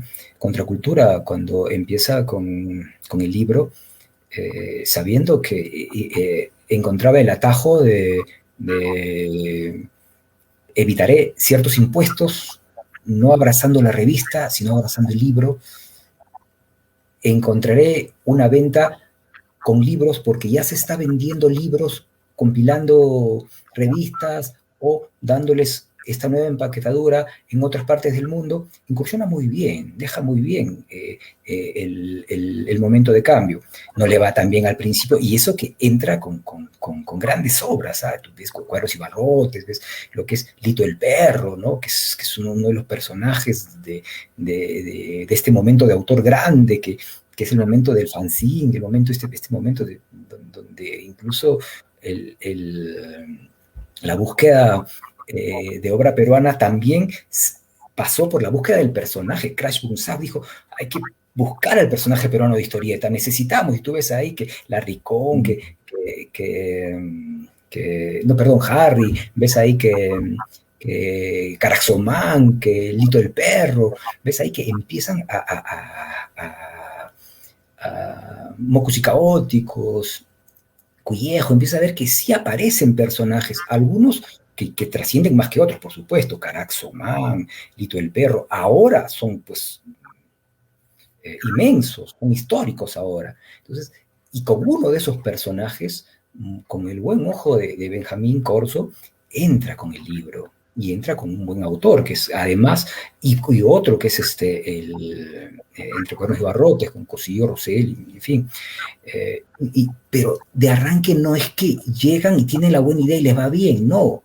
Al igual que nosotros, les costó posicionar a esos autores y ahora es otra cosa.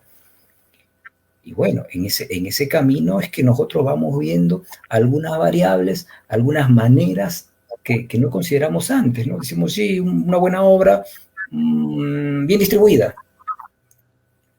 y bien promocionada, ¿dónde queda? Que era una variable que no considerábamos, ¿ah? y que tiene mucho que ver con nuestra capacidad de presencia a nivel de un circuito que se estaba armando, que es las ferias regionales, ahora, bueno, me imagino que va a continuar, una veintena de ferias a nivel nacional, internacional, con perfil internacional la mayoría, y eso pues es parte de una cara de promoción. Entonces, eso es lo que nos permitió ver de que hay cómo tomar todas las variables, ¿no? Cementerio General, pues nos trae una gran variable que es la variable de la publicidad. Claro, no es que vamos a invertir la cantidad de dinero que se invirtió para los trailers de cine de Cementerio General, pero nos dejaba en claro lo que significaba el género. O sea, Altazor aprendió mucho sabiendo de que hay que diferenciarse en géneros, hay que vender el género, antes que el autor incluso. Y nosotros teníamos ya, estamos hablando de 2014, 2013, colecciones de libros de terror. Una gran cantidad de autores que habían tocado el tema, con más acierto unos que otros, pero los teníamos, nos identificaban. Entonces, nuestro aprendizaje en colecciones se podía extrapolar a cómics desde literatura, que literatura de personaje, literatura de ciencia ficción, literatura de terror, literatura policial, nos fue bien por el género. Es más, hasta cuando decíamos literatura regional ya estábamos de alguna manera pues enhebrando un tipo de género para vender. Y nos dimos cuenta que el género es el que hace. Y un autor no hace un género. Si quieres entrar a un género, tienes que entrar con un grupo de autores. Entonces, y lo que conseguíamos con terror, y llega a Cementerio General, y funciona tanto como nuestras obras de terror, o más con la promoción que tiene, desde un formato a cómics americano, desde un costo de producción, desde una diagramación para el cómic book americano, que es un formato de diagramación muy versátil para trabajar un cómic alto, la posibilidad esta de que un cómic te puede costar el triple sacarlo en color, pero te va a hacer ganar 6 veces, eso es una matemática que la gente no hace, ¿no? Dice, me va a costar el triple y voy a tener que venderlo a qué precio. Pero luego te pones a pensar, ¿y cuánto más te lo van a comprar? Eso es algo que nosotros empezamos a definir formato, relación con el género, relación con conceptos de distribución, producción y publicidad. Entonces, de alguna forma, eso es. Y ojo que Cementerio General, además, entra en un momento en el cual nuestra participación en ferias pues pasa por una etapa de sondeo de mercado. No un estudio inicial, porque yo ya venía conociendo el mercado intuitivamente mucho tiempo atrás, porque sabía la relación con el público desde el trato directo hasta el intermediario. Y con nuestra presencia en un montón de ferias, pues empezamos a llevar cómics peruanos de autogestión. Cómics de Martín Espinosa, cómics de etcétera, etcétera, etcétera, de un montón de gente. Y veíamos cómo resultaban, qué era lo que la gente buscaba. De alguna forma entendimos qué es lo que la gente está recibiendo con mejor. Hicimos nuestro propio sondeo directo para saber, hay que invertir en este y no en este. El mercado es el que te dice por dónde vas, ¿no? Y teníamos la experiencia de Cementerio General, de formato, de relación con publicidad, de relación con canales de distribución, y a partir de allí es que entramos en esta siguiente etapa de abrir colecciones, de quizás tentar con los libros de ilustración, como que sí, todavía no es el momento, como que estos géneros, bueno, ya, y el hecho de que 5 cómics y que 3 por lo menos tengan los índices que esperas, es suficiente como para, es más, hasta que 2 tengan los índices suficientes, pues te permite seguir creyendo en los otros, porque hay autores que conectan en más tiempo que otros, independientemente del nivel que tenga el autor, ¿no? Entonces son cosas que uno ha ido aprendiendo, y algunas experiencias propiamente de literatura las extrapolamos. O sea, esto de extrapolar experiencias, yo creo que ha sido la hipótesis inicial. Y alimentarnos con pares, gente que está haciendo cosas en otros sitios, y lo demás ya es cosecha propia, pues, ¿no?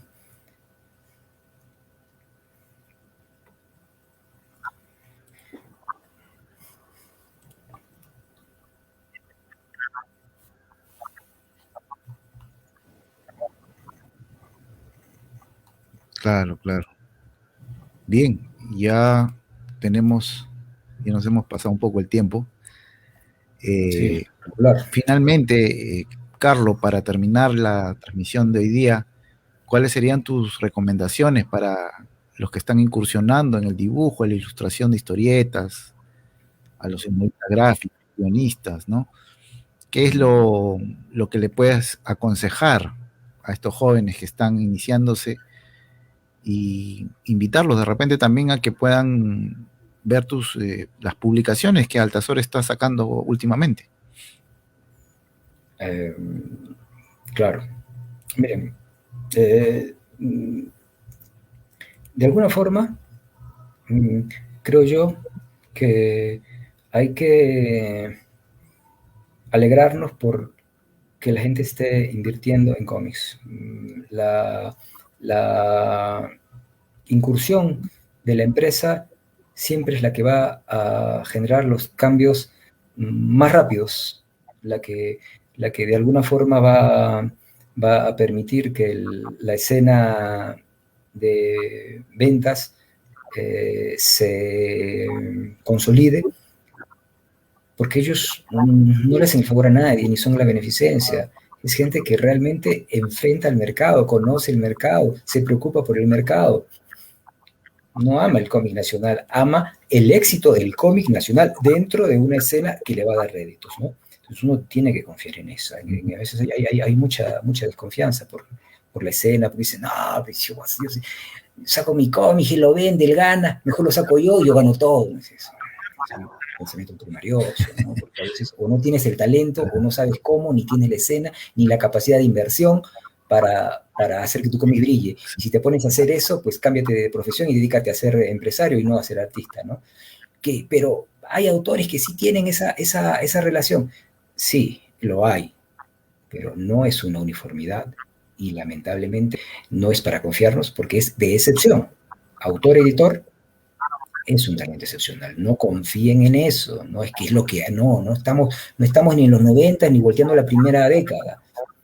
O sea, ahora yo creo que hay que tener mucho autodiagnóstico para saber que realmente uno debe tener un compromiso con su formación antes que nada, y buscar la mejor escena. Y créeme que los autores deben ser lo suficientemente responsables como para producir con la constancia suficiente y con la apertura para desaprender. El problema con la autoedición a veces te lleva a que, como tú aprendes por tu propia cuenta, muchas veces aprender por tu propia cuenta es copiar a otro autor, y lo estás copiando hasta en los errores. Porque no, sí, que te fraseta, que te fragmile, sí, pero tienen errores y garrafales también.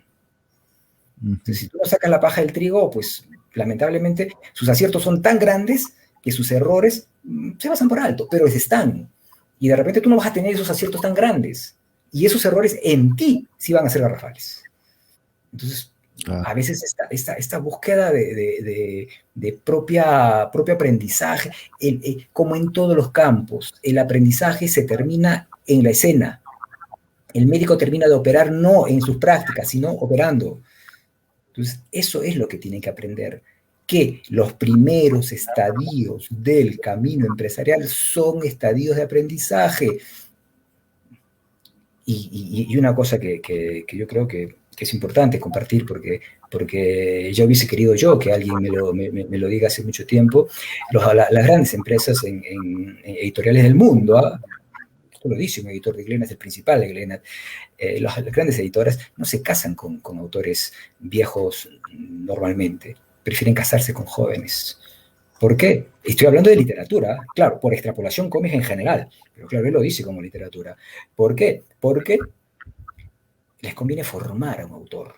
Si tú formas un autor, de alguna forma tienes la producción suficiente como para cuando el autor llega a tener una madurez formativa y de aceptación, todos los libros anteriores que se formaron en tu camino le van a retribuir tanto a él como a ti. O sea, tu primer libro no vende, segundo, tercero, cuarto, quinto, sexto vendió. Cuando vende el sexto, no vende solo el sexto, vende los 6. O sea, llega a ser un salto exponencial ese camino en literatura. Nosotros lo hemos comprobado en literatura. Tenemos 3 y 4 autores que viven mínimamente, pero tienen una regalía en Perú suficiente como para vivir mesuradamente, si quieren, pero no es que deban apostar a eso. Es que deben verlo como un estadio formativo y que deben saltar hacia afuera. O sea, no es que ni Altazor, ni Panamericana, ni Estruendo Mudo, ni Peisa, que viene desde los 70, les va a solucionar la escena. No, pero los va a formar, les va a enseñar un camino, les va a saber lo que es responsabilidad, y sobre todo pónganse a pensar en una editorial como aquella que te pone un editor, alguien que conoce el mercado mejor que tú, porque está 10 años antes que tú. Alguien que te va a formar profesionalmente porque estoy seguro que tú ni siquiera sabes los recursos de ritmo y montaje narrativo, porque tiene que saberlo, si no, ¿para qué cosa es editor? Entonces, claro, eso es lo que uno debe entrar con esa visión cuando entra a una editorial. Y la constancia, finalmente la constancia. Y si no quieres pasar por editorial peruana porque no se te acomoda ninguna y te quieres ir de frente a una extranjera porque finalmente el tema te va bien por allí, chévere. Es válido. Si es que el cómic en el electrónico te parece interesante, el ebook, perfecto. No hay inversionistas nacionales que entren a ese campo. ¿Por qué? Porque han hecho todos los estudios posibles como inversionistas y lamentablemente llegaron tarde y no son lo suficientemente innovadores como para jalarse una parcela en eso que ya está empezando a dar réditos. Y deberían, sí, por supuesto, deberían, pero hasta el momento no. O sea, las grandes casas extranjeras con sede Perú o las grandes propuestas peruanas con pie empresarial no tienen apuesta por el ebook, porque todos sus estudios, porque todas sus incursiones todavía no le dan réditos. Sin embargo, el cómic electrónico sí da réditos en otras casas extranjeras. Entonces también está eso allí. Y no es que nos negamos a eso, no es que el sector se niegue, sino que todavía no le encuentra. No le va a encontrar. Por supuesto que le va a encontrar, ¿no? Hasta el momento no se está editando con esos haberes que uno quisiera, pero por supuesto que sí, ¿no? Y un poco pensando en aquellos que tengan quizás esta visión de editor que es muy loca de mi parte, ¿no? Porque normalmente uno no encuentra en esta escena, sí he encontrado con gente de vocación de edición, pero en la literatura, en el cómic, hay mucha mezcla entre el binomio autor-editor y no hay esa admiración, ese reconocimiento como para decir, no, yo quiero ser eso, no hay acá, no con el debido conocimiento en lo que se están metiendo, ¿no? Pero bueno, dentro de lo que hemos hecho y de lo que de alguna forma deberían hacer quienes están en esto, deben darse cuenta que cuando uno entra con productos de línea editorial, y una línea editorial nunca puede ser de todo innovadora, siempre debe parecerse a lo que ya existe. O sea, si se están consumiendo esto, porque una línea editorial es una línea de venta, que siempre va a buscar el equilibrio entre lo bueno y lo vendible, si no, no tendría sentido. Y el equilibrio se empieza a encontrar a partir de lo que ya existe. Si acá te están vendiendo abrumadoramente cómics de cocina, empieza a vender cómics de cocina. Y en el camino empieza a cambiarles el gusto, ¿no? Cómic de cocina y patrimonio inmaterial. Y patrimonio inmaterial y cómic de cocina. Solo patrimonio editorial y algo de cocina. Solo patrimonio inmaterial. sea, les vas amoldando, de pan, amoldando el gusto. Después, nuestros éxitos, no solo en cómics, sino en todas las incursiones narrativas de libro, ensayo, literatura y cómic, han tenido sus mejores logros por género. Y no necesariamente por autora, porque hay autores que están en varios géneros y funcionan bien en este género y no en este otro. Y no porque el autor sea malo, sino porque el éxito de la escena es el éxito del género. Entonces, abraza un género, ve quién mejor lo vende y de allí va tu propuesta, ¿no? El posicionamiento de un autor va de la mano de su formación y la meta real en este momento está en el extranjero, pero hay mucho que caminar acá todavía para quienes tengan esa visión de compromiso. Interesante. De verdad que ha sido una entrevista muy, muy interesante, Carlos. Gracias por darte tiempo para poder estar con nosotros, con los amigos de La Idea es Esa. De verdad que hemos aprendido bastante sobre el ámbito editorial, no solo de editorial de historietas o de cómics, sino de editorial, lo que es la editorial literaria, ¿no? Que es lo que en algunos casos también hay otras personas que se dedican. Gracias por estar acá, Carlos. Tus palabras de despedida para el público. Gracias a ustedes, en realidad, porque esto debe conocerse y a veces no hay muchos espacios. Ustedes están haciendo un gran trabajo. Los felicito Medcomics, Colectomanía, que son los gestores, ¿no? Las marcas que están detrás de todo esto y bueno, vamos a aportar en lo que se pueda y cuando quieran para servirles, ¿no? Te tomamos la palabra, Carlos, entonces, porque sí vamos a necesitar de repente de tu ayuda.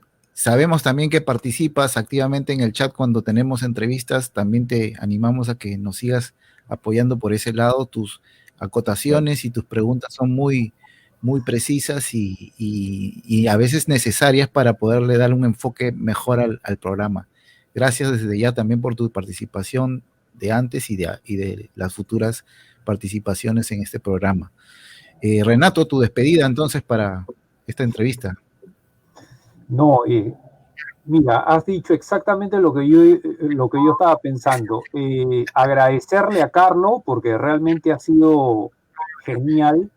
Yo pensaba comentar que esperemos no sea la última, o sea, tenemos que tener a Carlos González en muchas más oportunidades del programa La Idea es Esa, porque creo que tiene perfectamente claro el panorama de la historieta y aprendemos muchísimo, ¿no? Entonces,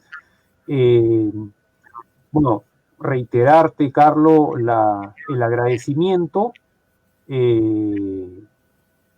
recordarles que, bueno, mucha gente sabe que yo tengo mi colección, estoy juntando mi colección avatares, soy muy amigo de Yanko Ríos, además me he declarado fanático de Loco Perú, me encanta el trabajo de Fernando Barrial, Fermín, el payasito andino, y vamos a estar en el programa, estamos muy interesados porque pasen como invitados toda esa legión, ese batallón de historietistas de la colección Avatares, como es Mario Bustamante de Ojotín y Goyo, Carlos Cabero del Ronzoco Azul, Omar González de Mortinato, bueno, Guaira de Ricardo Lazo. Guaira es un personaje que a mí me gusta mucho, ¿no? Y de verdad es como dije al inicio, la colección Avatares nos hace creer en la historieta peruana.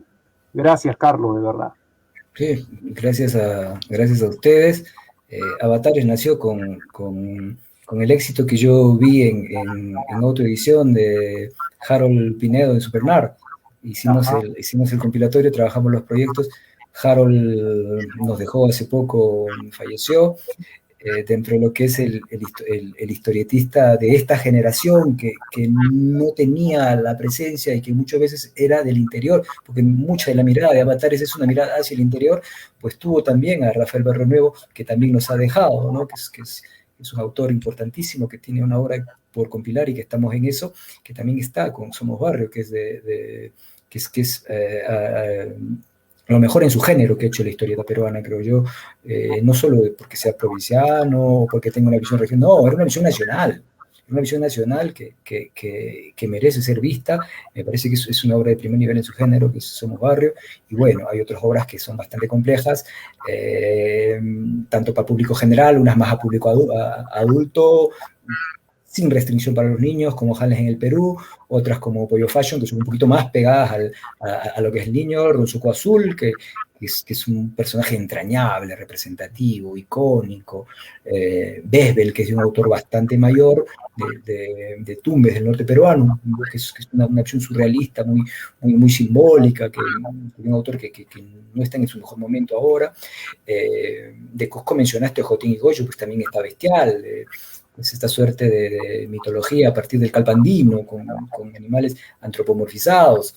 Está Mortinato, el niño muerto, ¿no? Esta fórmula que algo te dice Mortinato, el niño muerto, y tu visión de autor dice, acá está. ¿No? Eso se puede haber visto muchas cosas, ¿no?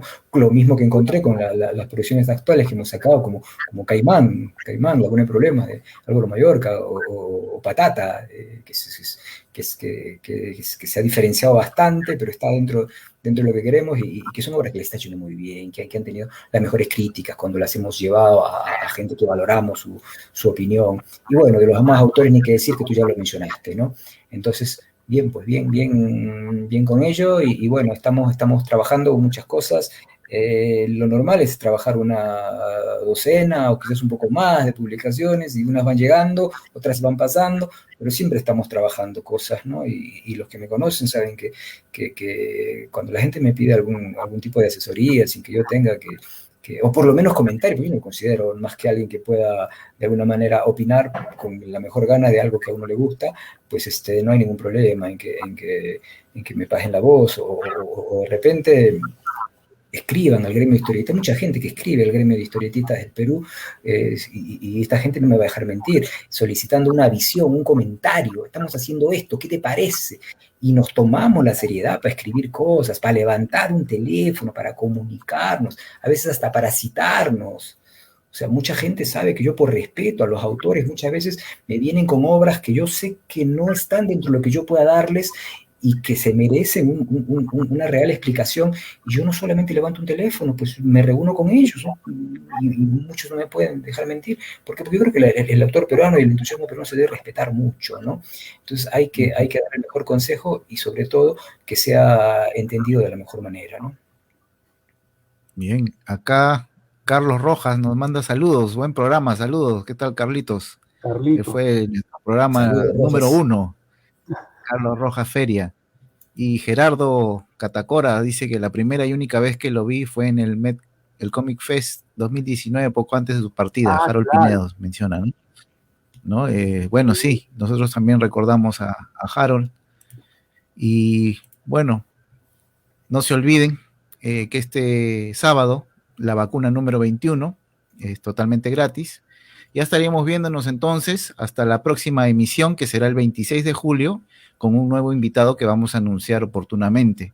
Recuerden que todo esto lo hacemos con la finalidad de compartir con ustedes un poco de experiencias, de conocer a los agentes, en este caso como Carlos, que tengan que ver con el arte, el emprendimiento también, a partir del arte, para que sepan un poco más y sean mejores en lo que hacen.